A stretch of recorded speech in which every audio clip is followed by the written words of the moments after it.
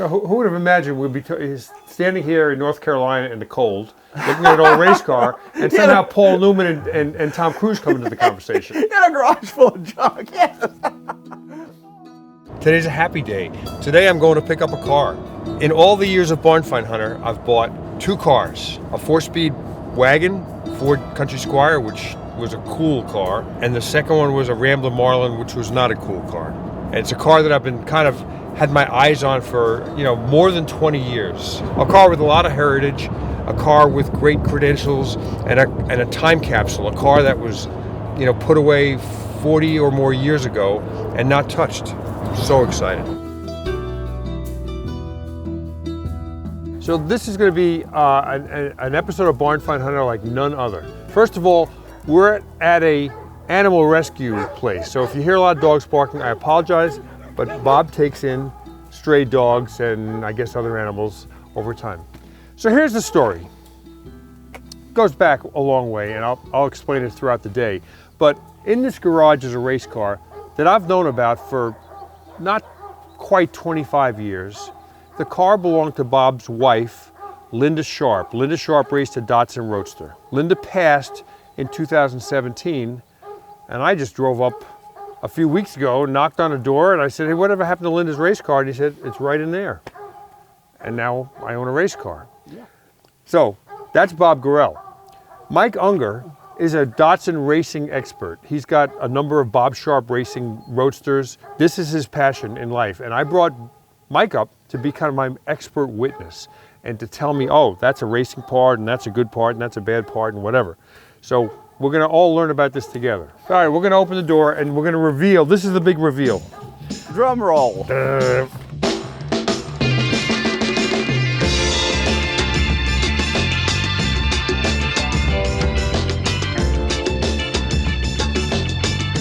So this is a Datsun Roadster, a 2-liter, 2,000cc overhead cam factory race car. I mean, to my knowledge, when I talked to Linda about this car 20 years ago, she bought this new and it was never street driven. It's always been garaged. There's piles of parts, and we're going to find out together what is unique about this car, what parts are modified, what parts are stock.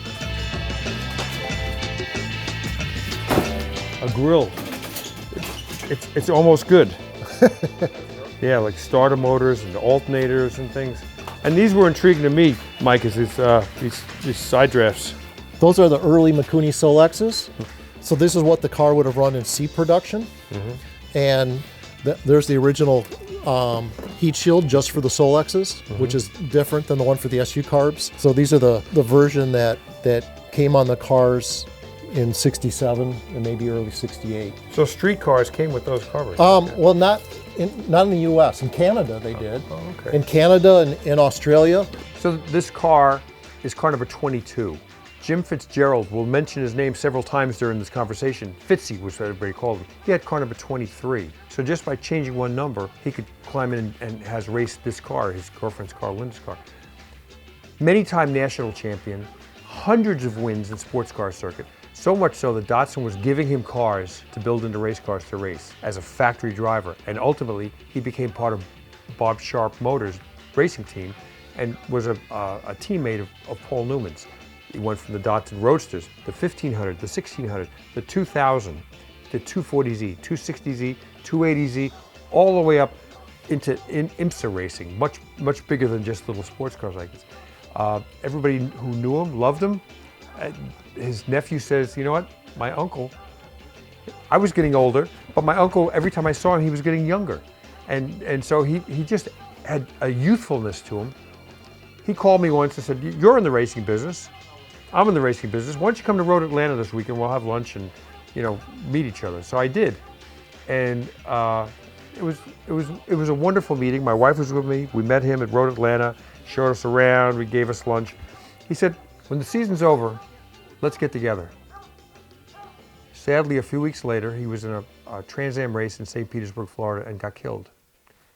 And my one time of meeting Jim Fitzgerald was the only time I'd ever meet him.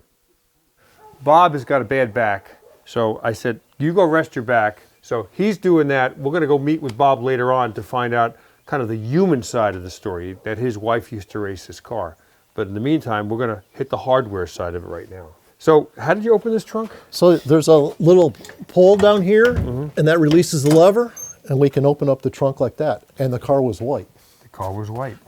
So we were wondering about what car this was in terms of the history on when Jim Fitzgerald probably raced it, as well as Linda. And we saw some old pictures from VIR of him racing a white 2000 and C production, and we always wondered if it was this car. Yep. And we talked about it before we got together, that we always wondered if this was the white car or not. So this does not have a fuel cell. It's got a gas tank. Isn't that an odd location to? How do you? No. The reason, what they did is this is all. See. This is where the license plate used to be. Yeah. This indent and on I see a circle there. on a stock Roadster, the gas cap's out here. And you can see the roll bar goes right to the frame. There's the frame. That's why it's narrow, is so they can pick up the frame, so it's supported, right to the chassis. So this car was built and raced prior to safety requirements requiring a fuel cell, which is a kind of a really sturdy steel tank with a bladder inside it to keep gas from sloshing around, and it would withstand an accident much better than a standard fuel tank. But this car has a standard fuel tank. Right now, the physical parts of this body tell me it's a 68. So in 69, they had side marker lights, and they also had, the stock cars also had license plate lights in the rear panel, so there would be holes here for license plate lights, and there's none. So the sheet metal on this car tells me it's a 68. And we know That's why you're here, man. That's cool. Yeah, so there's subtle differences for every year. Yep. Roughly. Okay, so another thing that Mike pointed out when we looked at pictures of this car is how narrow the roll bar is. And that was because the frame rails are in here. If you mounted the roll bar out here, you'd have to modify the frame rails to make it more sturdy enough. So it's narrow, and this is also pre-roll cage. So there's no sidebar protection. There's probably none under the dashboard. So to make this car safe to race again, I'm probably going to put a roll cage in it, try to make it look as period correct as possible. So what can you tell me about this? So I see a sticker here, a sticker there. Right, and there should be, you say there is a logbook. Yeah. Somewhere on here, it's usually here, there's going to be a number stamped in the roll bar. That should, and that'll tell you, wow, look at that, there's an original helmet. How cool is that? Oh my God. That is so, it's an old Bell Star. Yeah, wow. That is so cool. So there'll be a number on here that corresponds to the logbook, and there'll be two numbers that'll tell you the region where the logbook was issued, and then the numbers after that are the sequence within that region of when they put the logbook in. So what do we have here? Oh my. That's a snake skin. So there may be some, oh look, There's at this, I see one's peeking out there. There might be a snake living in this car. Wow. It's nice. It's got a Jones mechanical tachometer. The one Fitzy card that I found has the same kind of tachometer in it, and Stuart Warner mechanical gauges, which is really cool. So that's not, that was a fabricated dashboard? Yeah. Okay. It's fabricated dash. All right, so should we look under the hood? Yeah, Do you think let's. there's a snake there? Yeah. Bob, do you have pet snakes? Well, I don't know, but I've got a hoe out here. I was going to bring the hoe just in case, okay? Go ahead. Well, I'll wait until you get here with the hoe. It's Okay. cold. They'll be moving slow. It's okay.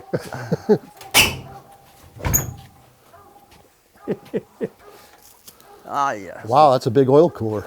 Oh, there's the skin. Yep. Well, they got to be like, They liked it. you Yeah, know? they did, yeah. wow.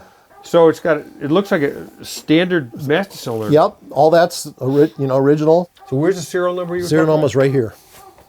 about? All right, I've got cleaner and stuff, if you need it. Yeah, we'll have to wire brush it, but it's right here, and it's covered with paint. So what can you tell me about, like, under the hood? The steering box, so there's nothing radical going on No, here. that's an original steering box. Again, I say it's a 68. There was a later kind of serial steering box that came in late 69. So everything points to this being a 68. We'll know for sure when we see the VIN number on it. But it looks big sway bar. Yep, it's got a comp sway bar. Those are actually available from Nissan in period. All this looks basically stock. I mean, Crumpling there. yeah. This has been cut out for getting air into the carburetors. And this is non-stock for fitting a non-stock radiator. reinforced here for the hood pins, but in the 60s and early 70s, the production cars were production cars. They weren't that highly modified other than the drivetrain and the suspension. Bob, do you remember when Linda started to race this? What year? I would say sometime around 67 or 68. Maybe she was born in 49, and as soon as she could, she wanted to go racing. And she went to a race in Savannah as a spectator as such, and that Jim was racing at. She met Jim at the Holiday Inn. They made it up. He was 30 years her senior. She was 18, 19, and he was 48 or so. And they were a couple for 18 or 20 years. She was his mistress. And that was... There's a book here. No, there is a book. I mean, seriously. Wow. She knew what she wanted, and she knew how to get it. And what can I tell you? She was perfect for this. She was perfect. Yep. I've got a wonderful picture of her out there that we'll show you later, of her sitting on this car in that time period. And she decided she wanted to race. She did great. She moved on and did IMSA and stuff like that. She had a column in the Atlanta Journal-Constitution. She went out on the Cox Wire Service. She was in 210 papers at one time. Wow. And so every time I went to a racetrack myself, I don't. There's my wife, you know what I mean? So there you go. But so you knew Linda post Jim. Jim was part of her life for X number of years, and then when Jim sadly passed at a Trans Am race, we right? bought a couple of bottles of wine and went to the Holiday Inn. What can I tell you? Wow. Anyway, no, but she had broke up with Jim 2 years before. Oh, is that right? Okay. Yeah, they broke up in '85, and Jim was a guy that ran in very fast circles, but never had $100 in his pocket. You know what I mean? He had the fake Rolex. He had the great personality. You know what I mean? And like I said, he wintered on Paul Newman's yacht in January. He'd go out there and stuff like that. And it was just a fantastic deal. Unbelievable. And everything lined up for Jim, because not only was the Newman connection there. In the 50s, when he raced an Alpha, he was in the Navy in World War II. He was at the Battle of Midway and stuff like that. And like all good Navy guys, he had a great bunch of BS about him, you know what I mean? And anyway, so he was racing an Alpha out of the Pittsburgh area. And he was sharing an apartment with several people. As a matter of fact, his wife was in this mix then, okay? And one of his roommates turned out to be a guy named Sam McAllister. Now that may not ring a bell, but Sam McAllister became the head of GM Goodwrench. Your jacket. Yes, yes. And so Sam McAllister, this all worked into where he was into Hendricks Motorsports. Childress wanted to hire him because he was great buddies with Sam. Sam McAllister, if you remember the commercials, these are the hands of Mr. Goodwrench, where he's washing his hands. Those are Sam's hands. Wow. Okay. And the other roommate they had turned out to be a check-writing vice president for the Bendix Corporation that sponsored the Trans Am Series. You couldn't have made a better deal. Yeah. Wow. Then when he and Linda broke up, he started going with a woman that was one of the richest women in Atlanta. I can remember going to parties at Burt Reynolds' old mansion and stuff like that. Plus the Tom Cruise connection. He was put in charge of teaching Tom Cruise how to drive for Days of Thunder. Yeah. So, Linda used to gripe because she had to wash his driver's suit and stuff like that when they were practicing the road Atlanta. But Tom Cruise and Paul Newman had bonded during the making of The Color of Money. Paul liked him. He actually helped bring him along into racing. All right, so here's a question everybody's wondering. Mm-hmm. Could Cruise drive a car? I talked to Sharp about that, and he said it was difficult. Okay.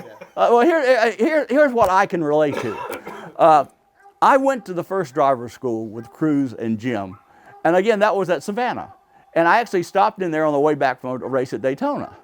And this was in the days when he was married to Mimi Rogers and stuff like that. And there was quite an entourage there. And could he drive? He wasn't afraid of a car. Let's get this straight. He overdrove a car. I had a friend that had an 850 Fiat that was running that same driver school, which is whipping him something terrible. You know what I mean? But it was because of not letting up, not being the finesse driver. So that's not saying he was scared of a race car, but he was scared of not being scared of a race car. Yeah, he wrecked a lot of cars. Yes.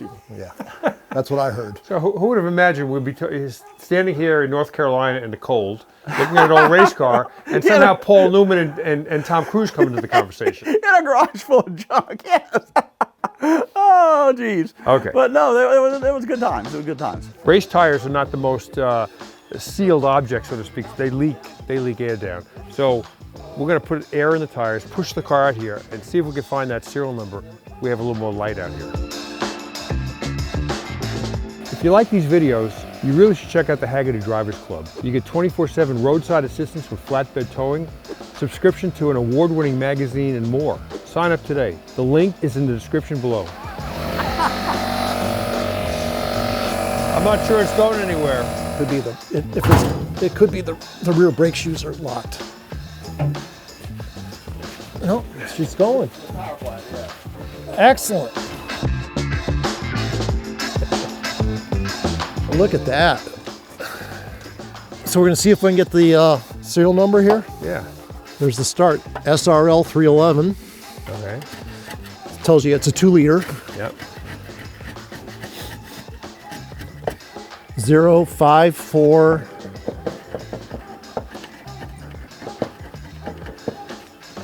73.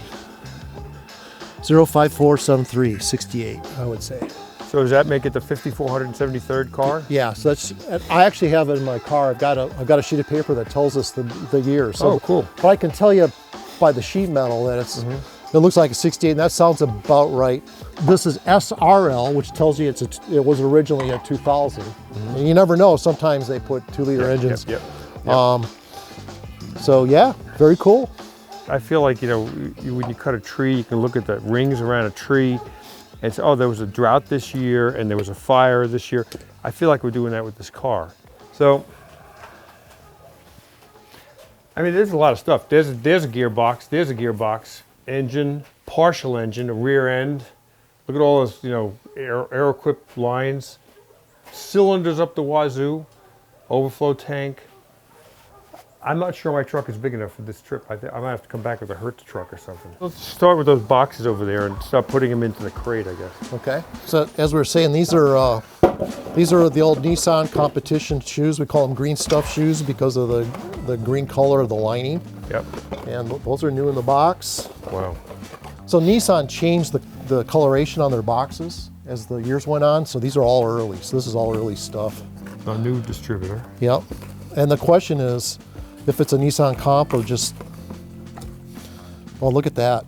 So, so this is a competition distributor. I don't know that I've ever even seen one of these. Wow. So if you notice, it's got no mechanical advance in it. Yep. Or no vacuum advance.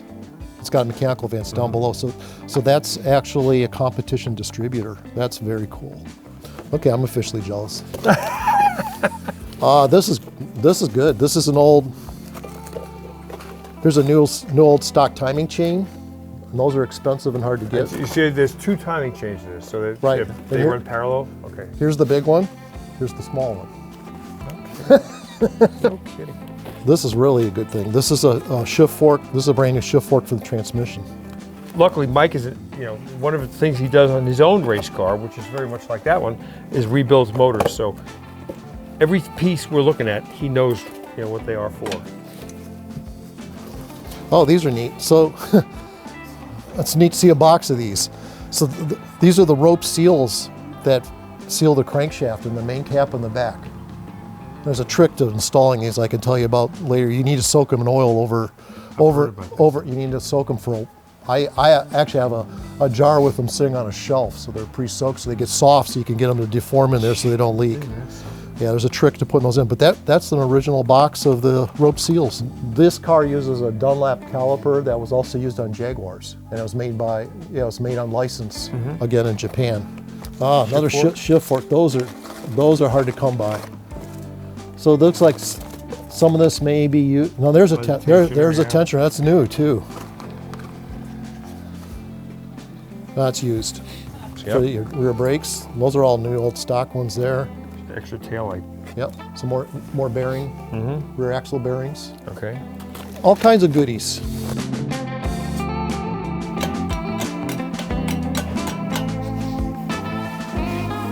So it's nice, it's got an extension on the bottom of the oil pump for that deep oil pan. See that? So this you may want, that's an old input shaft. If you cut that off and weld a washer on there, you got a clutch alignment tool. Oh, okay, yeah. So I saved that. This, I found this, most of that's junk. This is something they made to check the break-off pressure on the limited slip differentials. So this goes on the rear axle, and they've got this bar on here so you can put a torque wrench. Torque wrench. And so you can sit here and look at, and you can tell what the release is on the limited slip differential. Well, that's fantastic. Wow. So if you didn't want that, I want that. Well, take it home with you. That's cool. So it's even labeled middle close, so we know which racing gear set's in there. So they made 3 gear sets. They made the stock ratios, they made a middle close ratio, and then they made an ultra close ratio.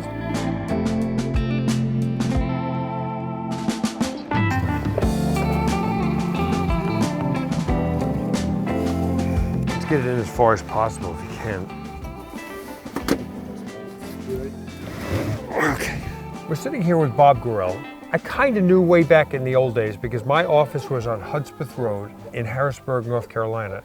And he worked for Darrell Walter Bracing, at the engine department, on Hudspeth Road in Harrisburg, North Carolina. But, you know, I'm here not because I knew you from then, it's because I knew your wife. Yeah.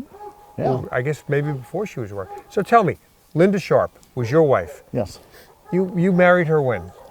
95 in Darrell Waltrip's shop. In Darrell Waltrip's shop, I remember that. So you married her in 95, but you know her since when? Since 70, probably. 1970. 1970. Well, so when she was running IMSA, and I worked at Charlotte Motor Speedway, and I'd hear the radio commercials, go down to Road Atlanta this weekend, meet Linda Sharp, she'll sign your autograph. Who's this chick? And then a few years later, I wound up meeting her when I was doing press ride and drives for Mercedes-Benz and BMW, and she was a journalist. 20-something years ago, 22 years ago, she said, you should just come down to Atlanta, look at my 2 Datsuns. Now, she had 2 Datsun Roadsters, this race car and a street car. She bought them both new. That's what she told me. Yeah. Make an offer on them. I'm not going to race them anymore. And I was busy with a business and whatever. And so I never had time to go down there. And then she married you. And you moved up to northern North Carolina. And she said, exit 100, we're about 5 miles from the exit. You should come over and see that race car. And I never got around to it. Well, then she went into the hospital for a relatively minor piece of surgery, right? Yeah, look, this was close to Christmas time. It was supposed to be in and out. It went in on maybe the 21st and come out on the 23rd. You know, the Christmas tree's up and everything. And she died on the 28th. She never recovered. It was going to be just a, what do you call, orthoscopic surgery, where she had some problems with, she was scared she was going to have cancer of the esophagus. But like I said, it was supposed to be easy. Since they couldn't do it orthoscopically, she was in surgery for 4 or 5 hours. She came out with a zipper, if you know what I mean, asshole to appetite cut, and she didn't make it. But racing was her life. I mean, like, she had a job, but her life was that car. It's amazing. It was, and she loved it. And like I said, it was so neat. And like you're going to find out, there was a family involved here. You know what I mean? Yeah. Between, you know, there's Jim. There's Mary Jo was like a sister to her. Was Jim's daughter, and everybody was connected, and it was fun. And you knew her from the racetrack. Knew her from the racetrack. I actually the first SCCA race I ever actually went to, I ended up working on her car. And what car was that? That was probably this car right here, because I had to change the starter for her. It was a deal where Jim Fitzgerald, she was my best friend's mistress for 18 years. Now this always sounds funny going into this, but she was great. Jim Fitzgerald was the greatest sports car driver of all time. He won 360 races or something. They had a statue of him down at Road Atlanta. Right. And they were together for about 20 years. And they broke up 2 years before his death. And that's how I knew Linda, because me and Jim were always together. Bob dug out a few things here that he thought I'd find interesting.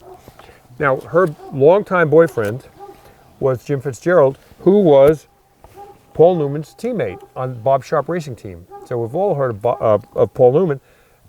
You'd have to be a sports car person to have heard of Jim Fitzgerald. But here's Linda and Paul, and you know, they were like buddies. They were part of the same team. They went to dinner together, parked next to each other at races. So, you know, this was not a fan talking to her idol. These were two friends hanging out like they did every other weekend at some racetrack. Yeah, so you've dug some things out here that are interesting. One is a newspaper article about you, about Bob Gorell. Isn't this shameless that I should bring this out here? No, I love it. I love it. So I'm going to read this tonight. The Winston-Salem Journal, July 19th, 1987. Mike Mulhern, who I knew, wrote a story about you. And Dale Earnhardt says, since Bob Gorell joined the team, Dale Earnhardt has been terrorizing the Wins Cup Tour. Holy mackerel. And there's some mention of Jim Fitzgerald in that article also, which ties this all together. Stuff. So did she do her own work on this car? Well, she actually built her own engines. Wow. They did the machine work on it, and she actually assembled the engines herself. No kidding. Yeah. The adventure's not over. We loaded the car. We loaded all the parts. Oh my God, transmissions, engines. We're on our way to Winston-Salem to meet MJ Fitzgerald, Jim Fitzgerald's daughter, and Linda Sharp's best friend in the world.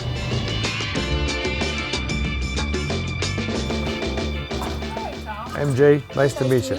Nice to meet you too. You know, so we spent all morning loading up a car that's probably near and dear to you, and I feel so fortunate to be the caretaker of it next. So there it is. What can you tell me about this car? Well, you probably talk to people that remember things a lot better than I did, since I was so young. I mean, do you want me to say stuff like my dad gave her the car or what? I mean, So your dad did give her the car? As far as I know, he did, okay? He bought it for her or gave it to her. Maybe it was one of his and he gave it to her, or he bought it for her. That's that for sure, one of those two, okay? And she started racing when she was 18 and I was 9, so that's why I don't remember really well. So you met her when you were 9? I think one of my earliest memories of her was down at Savannah, and they were running, and they used to not run an open class, they don't now, open class and closed, you know, open wheel, closed wheels. Oh yeah, yeah. And a car hit Jim in the back, and he hit the open wheel car, and his car went like that. I have a picture of it. You can see the whole underneath of the car, and I was hysterical, and Linda hit me, okay, slapped me. Why? To make me not be hysterical anymore. But I got her back. 1984 runoffs when all the cars went off in the rainstorm in the back and the fire came. Yep. I got her back, hit her. Because she was hysterical. Yes. Oh, because Jim was in that? He was the first one off the track. Wow. So we didn't know what was going on. Wow, wow, wow. And I can remember he came back in the ambulance, and I've never seen my dad so disconnected. He said, car go boom. That's honest God what he said when he got out of the ambulance, because the cars kept on coming in, 18 cars, and then the one, you know, the gas tank exploded, and he was just like out of it. So just so you know, the SCCA runoffs that year, I forget what year it was. 84. 84. Yeah. And all of a sudden they come up the hill, and all of a sudden it's pouring rain, and so cars go off the track, and they're hitting each other and hitting trees, and there's a forest fire, and what a mess. Well, Jim was going to get out of his car. He was unbuckling, and I can't remember whose. It was a Jaguar or something came in, T-boned him right when he was going to get out, which knocked him. Oh, you know. Why? Yeah, so that's why he was a little disconnected. You told me that when we spoke on the phone that Linda was your closest friend. Yes. Really? Yeah, and seeing the car, just really. Yeah, I haven't seen it since her wake, I guess you want to call it. So, yeah. Wow. I mean, so like you were pals at the racetrack and. We weren't at first because of the situation, but I went up to her one time and I said, you know, I'm here. Don't ignore me, you know, acknowledge me. How old were you then? Oh, God, I don't know. 12 maybe, 13, I don't know. Wow. So, yeah, and after that we were just, you know, I mean, she used to call all the time and say, how are you, Sunshine? So I named my cat Sunshine because that's what she used to call me. Wow. So it just took you breaking the ice. Like, she probably felt awkward. Awkward. Yeah. Yeah. And she didn't know how you'd accept her. That was pretty amazing. Wow. Yeah, she was, I mean, she told me, she said, you know, I wanted to grow up. to be older all the time. She says, hey, you grow up, you pay rent, you got to get a job. And I mean, it slowed me down a little bit, but she was just like my, not a mentor, but big sister So at that you point. met Paul Newman and Oh, yeah. Paul. Tom Cruise. My Paul was down here several times, stayed out of Tanglewood. One of our friends, as a cop, stopped him. And he didn't know it was Paul. He was going fast, and he stopped him. He said, "Oh God!" And he goes, "So I'm going to Fitzy's." And the guy goes, "Oh, I know Fitzy's. That's fine. I'll let you go." Wow. So yeah, they came down, and sent me stuff from my wedding and stuff. Yeah, they were. Really? I met the kids. I used to play with the kids at the track. Well, I have to tell you that I feel like I'm part of a family now, because I've never seen a car have so many webs attached to it, fingers with people who are all still connected. If they're alive, they're friends and they're family. It's amazing. Well, it's, Bob Knoll. You've been talking to him, my Yep. cousin. So it'd be Linda and Jim and Bob. And I'd always say to Linda, don't park next to Jim. Mom's coming to the race. And then Bob would park next to her in his race car. I was like, Anyway, well, listen. You guys thank made it very Thank easy you. for me. Thank you, thank you. Thanks so much for having us over. Well, thank you so much for asking me. It's been wonderful. And A lot I'll of let you know memories. what happens. Please do. Yeah, I will. Well, you'll stay a part of this car. Okay. Thank Thank you. you. Shameless plug. Okay, here we go. This is a shameless plug for, we've had about 600 dogs here since Linda died. And we work with the shelter. We're an overflow for them. We take abused dogs in and stuff like that. Go to Linda Sharp's Last Chance Dog Rescue and want to contribute. That'd be great, and whatever. And we'll get in touch with you, okay? But now that shameless plug is over, okay? Well, no, that's wonderful.